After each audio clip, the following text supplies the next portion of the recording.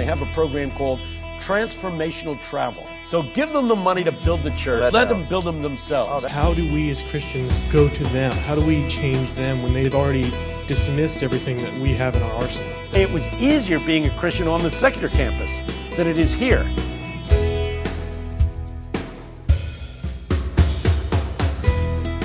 You know, my organization, are you ready for this? Yeah. The Evangelical Association for the Promotion of Education. Who came up with that name? What What committee came up with that name? You can go to tonycampolo.org, and there's all the organizations that I helped start, right? And along with my friends. And there's one called Beyond Borders. So you can go to beyondborders.org, or you can go to tonycampolo.org and latch on to Beyond Borders, and they have a program called Transformational Travel.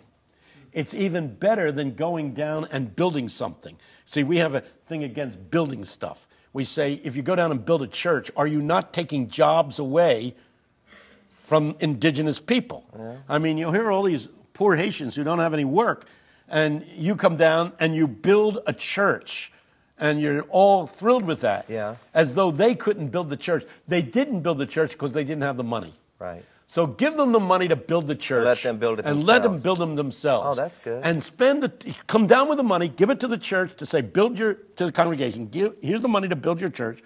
We want to spend the time with you as people. And we have them live with Haitian families. We get them to talk to missionaries. We get them to go down and experience what poor people experience. Down to the university to talk to students at the University of Port-au-Prince. These are the kinds of experiences that change people. It's called praxis in sociology. That the more you participate, the more your mind is changed. Did you ever hear the concept praxis? Praxis. P-R-A-X-I-S. It's a new word for your vocabulary. Yeah, it is. You ought to write a gospel song on that. He praxised me. He praxised me. What does it mean? It means this. We have been taught that the way to change people is to educate them, because people's thinking controls their actions. That is half true, just half true. Thinking does control people's actions, but the reverse is also true. What people do influences what people think. And if we can get people to do the work of God, they will begin to experience God. So this organization, Beyond Borders, you as an adult, an older person, you don't have to go down there and hammer anything. No, you go live with the people, but you give money to help them build their own church. You got it. Or whatever. Or their own school. Brilliant. Yeah. You know, that's really what it's all about. You know, in praxis. So you're creating jobs. Yeah. When you talk about what you do influencing how you think and how you believe, I was a guest lecturer at the University of Manchester in England. And after the lecture on urban sociology, a couple of students came up and said, we hear about your work in Camden, New Jersey, the worst city in America. Right. We'd like to come and work in Camden as missionaries this coming summer as part of our field experience. Could we do that? Could we be missionaries with you? I said, sure, that's great. They said, we need to tell you something. We're both agnostics. Even though we're agnostics, can we be missionaries? I said, yes, on one condition. The whole time you're with us this summer, you've got to pretend you're a Christian. That means when there's a Bible study, you've got to go to it. If there's a hymn sing, you've got to be a part of it. If in church, you go to Sunday. Go to church on Sunday. When you're dealing with the kids, you got to tell them Bible stories. I'm going to give you the 4 spiritual laws. You got to lay it on each of them. Are you willing to do this while you do all your social work? Oh, yeah, we'll do that. The end of the story is easy to predict. Today, both of those young men are Anglican priests in the Church of England today.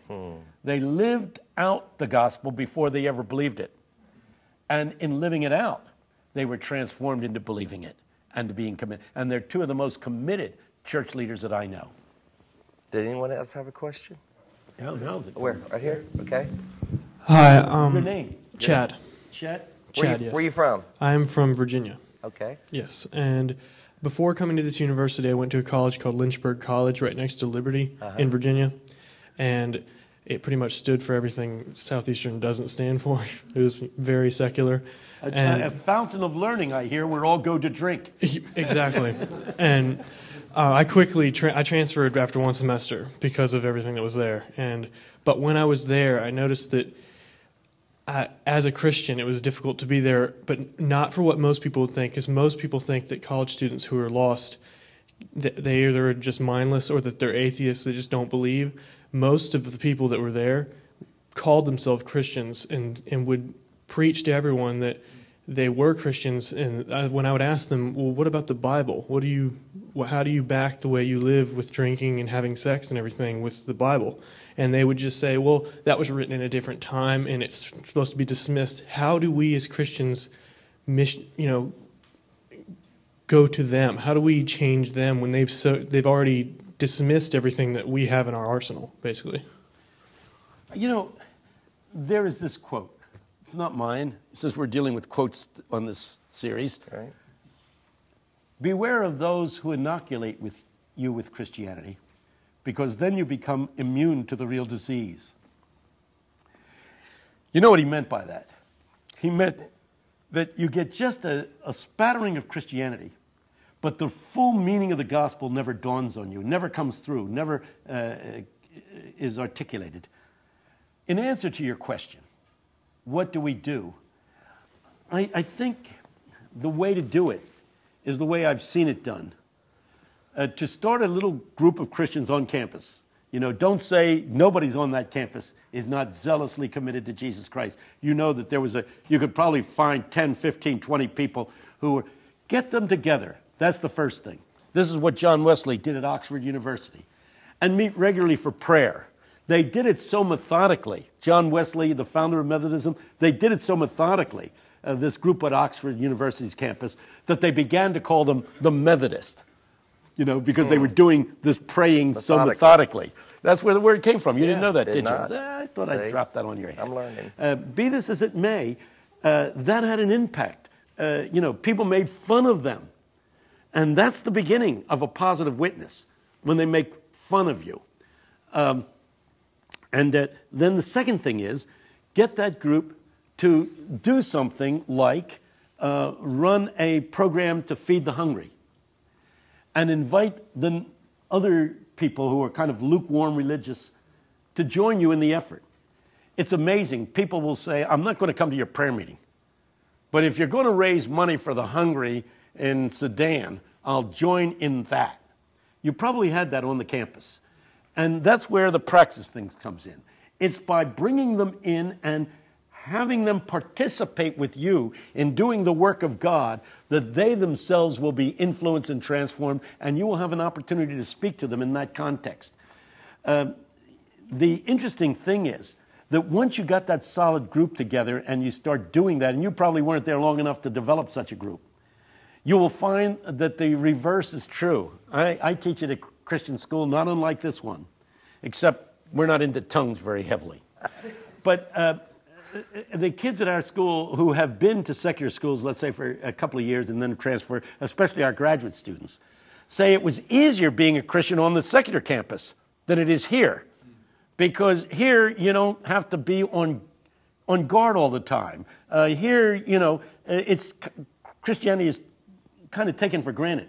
When I was at the University of Pennsylvania, they would say, I had to be on my toes all the time. Every day I had to wake up, get into Scripture, get into prayer, because I knew it was going to be a battle all day long. And I was always preparing myself for the conflict. And I met with my prayer group with great regularity. Being here on the Eastern campus, I've become lackadaisical and almost a bit lazy about my spiritual disciplines. Have you found that to be true here as opposed to there? Yeah, Chris, you weren't there long enough, were you? How long? One semester. Just one semester. That's not long enough. Yeah. But I think the second semester, you probably, for survival purposes, would have found out about 10 or 11 other Christians and started meeting with them regularly, praying and asking for the strength to survive.